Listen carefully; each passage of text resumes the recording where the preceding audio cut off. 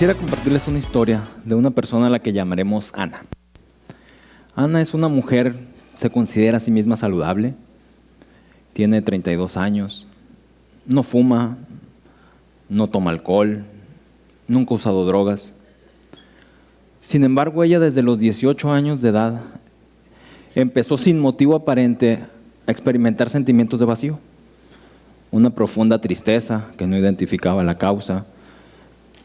Perdió la capacidad para disfrutar cosas que ella normalmente disfrutaba hacer, como convivir con su familia, tener a su pareja, escuchar música, salir a pasear.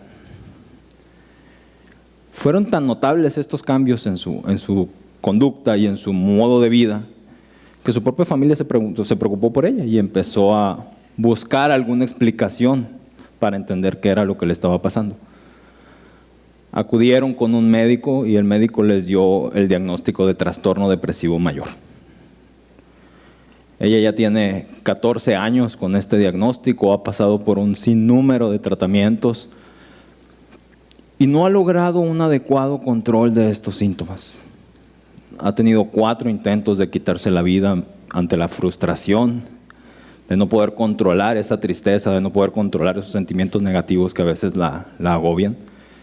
Y fue precisamente después de este último intento que acude conmigo. Cuando acude, pues hacemos un protocolo para identificar alguna otra causa que pudiera estar generando estos síntomas, descartar enfermedades médicas, realizamos ajustes en los tratamientos que ella tenía, agregamos otros medicamentos y no obteníamos los resultados que estábamos esperando. Ella se sentía tan frustrada como yo y me empezaba a externar que volvía a considerar la idea de quitarse la vida ante esta desesperación y ante esta ansiedad que le generaba el pensar que siempre iba a vivir sufriendo con este padecimiento. Fue entonces cuando yo, como última alternativa que tenía a la mano, le propuse el iniciar una terapia experimental con un medicamento que todavía no se encuentra aprobado para el tratamiento de estos síntomas, pero ha presentado resultados prometedores, tanto en Estados Unidos como a nivel mundial. Para darnos un poquito de contexto, les voy a dar algunas cifras sobre la depresión. En el mundo existen actualmente más de 300 millones de personas que padecen depresión. Esto ha vuelto a la depresión la principal causa de discapacidad en el mundo, y con el suicidio como su principal complicación, es la segunda causa de muerte para las personas entre 15 y 29 años. En México, según datos del INEGI, se suicidan al año más de 6,000 personas.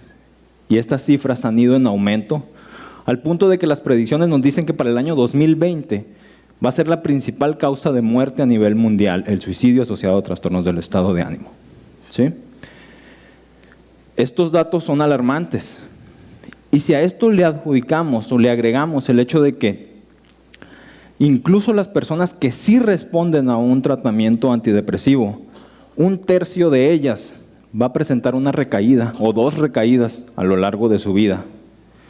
Y que 1/3 de las personas que reciben un tratamiento para la depresión no va a responder hasta después de utilizar 3 o más medicamentos, vuelven los pronósticos para la depresión como más sombríos.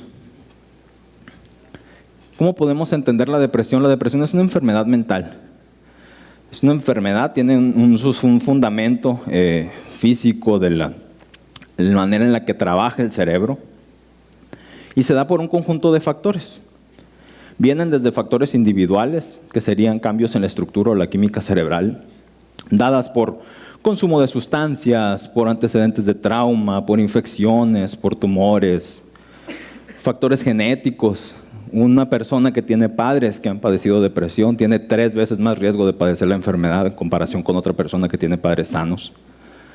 En gemelos idénticos, si un gemelo tiene depresión, el otro tiene un 70% mayor de probabilidades de padecer esta enfermedad en comparación con otro par de gemelos sanos. Entre otros factores también se encuentran factores propios de la personalidad de una persona que tiene baja autoestima, que no responde bien ante la frustración, también tiene un mayor riesgo de padecer la enfermedad. el medio ambiente en el que nos envolvemos, vivir en ambientes tóxicos, estar expuestos a violencia física, violencia psicológica, el estar bajo mucho estrés, problemas familiares, laborales, sociales. Todos estos factores convergen y en personas susceptibles hacen que detone o que aparezcan los síntomas de la enfermedad. ¿Qué es lo que pasa ya que tenemos la enfermedad? Bueno, nuestro cerebro empieza a presentar una serie de cambios químicos en los cuales algunas sustancias disminuyen su actividad, otras aumentan. Estas sustancias son conocidas como neurotransmisores, son encargados de la comunicación entre las diferentes estructuras del cerebro y del propio cerebro con el resto del organismo. Y esta disfunción es la que genera los síntomas que todos conocemos cuando escuchamos la palabra depresión. La tristeza, las ideas de que no valemos, la falta de energía, la falta de motivación, etc. Una persona deprimida, les digo, presenta todos estos sentimientos negativos. No es una cuestión de actitud, no es una cuestión de que no le eche ganas. Físicamente está incapacitado para poder ver las cosas de la manera que a nosotros nos gustaría que ellos la vieran en su momento. Y es lo que les quiero explicar un poco. Les quiero hablar del fundamento científico de que nos explica por qué la persona no puede salir nada más con actitud, ¿sí? Existe una región que se acaba de identificar recientemente en el cerebro que suprime lo que llamaríamos nosotros como el centro del placer. Existe una parte de nuestro cerebro, un circuito, una serie de regiones que se conectan entre sí, que se le llama el sistema de recompensa. Este sistema evolutivamente nos ha ayudado a que nosotros formemos hábitos o tengamos ciertas conductas y nuestro cerebro nos premia de cierta manera, brindándonos una sensación de bienestar. El hacer ejercicio, el comer, el dormir rico, todo eso nos da cierto placer y es esta región que nos está estimulando para que lo hagamos. Nuestro cerebro dice que está bien y que deberíamos de seguirlo haciendo. Existe una región que tiene que compensar esta función. Entonces se ha identificado esta región como la vénula lateral, podríamos llamarle el sistema de antirrecompensa, que lo que hace es suprimir a ese sistema.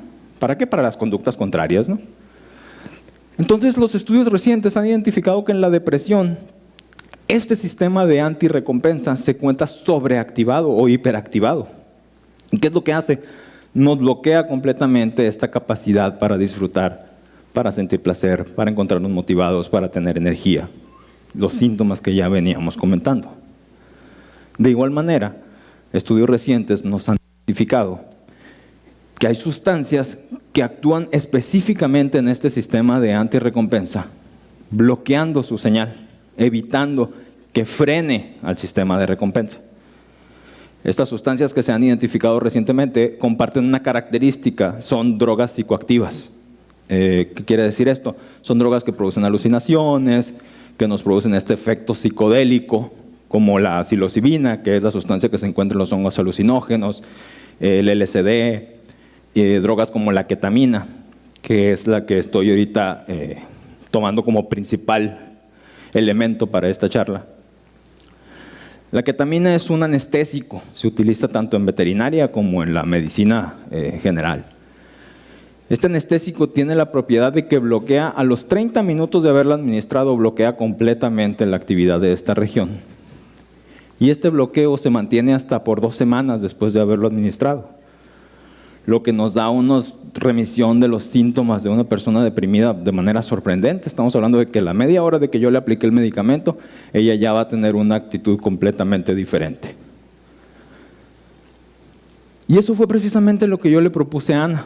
Después de haber agotado las posibilidades que teníamos a la mano, le comenté de los riesgos potenciales que podría tener y los beneficios que yo esperaba que obtuviera con este tratamiento. Con esta información ella aceptó llevar a cabo el ensayo clínico y lo primero que hicimos fue agregarle una escala. Le hice una serie de preguntas, un cuestionario en el cual yo evaluaba los síntomas de la depresión para poder ver qué tan severos eran en ella antes de iniciar el tratamiento. La puntuación que me dio eran compatibles con una depresión muy severa. Administramos el tratamiento y a los días siguientes le apliqué nuevamente la escala. Los resultados que ella presentó en la segunda toma de la muestra eran compatibles con una depresión leve. Ana tiene ya 4 meses de que le iniciamos la terapia. Está siendo tratada con una dosis mínima de antidepresivos y los síntomas de la depresión no han vuelto. Ella está motivada y feliz, sus palabras, en mucho tiempo. Ella tiene una nueva perspectiva sobre la vida y sobre todo ya no ve la depresión como una sentencia de muerte para ella. El uso de estas sustancias plantea dilemas éticos y morales. Yo no estoy diciendo que es la solución para todos los casos. Hay situaciones en las que no se puede llegar a administrar. Gente que tiene un potencial de abuso, a fin de cuentas tiene efectos psicoactivos y puede ser abusada como droga, pues no se le puede administrar. Gente que tiene antecedentes de cuadros psicóticos por los mismos efectos psicodélicos que puede llegar a presentar, no se les puede administrar. Pero está esta otra parte de las personas que no tienen estos dos criterios, podríamos decirle, que se pueden ver potencialmente beneficiados con este tipo de tratamiento. En este caso particular de la ketamina, las dosis que se utilizan son mucho menores a las que se utilizan en anestesia general. Cualquier riesgo o efecto secundario que pudiera tener el abuso de la sustancia se neutraliza prácticamente por las dosis tan bajas y el beneficio lo supera por mucho el pequeño riesgo que pudiera llegar a conllevar.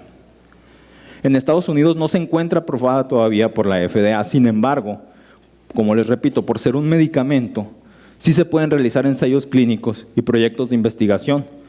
Y gracias a eso, muchas universidades y clínicas han estado llevando muchos estudios alrededor del mundo, comprobando esta terapia, comprobando esta eficacia y tratando de identificar la partícula o la sustancia específica libre del componente psicoactivo o adictivo que nos puede ocasionar esos síntomas.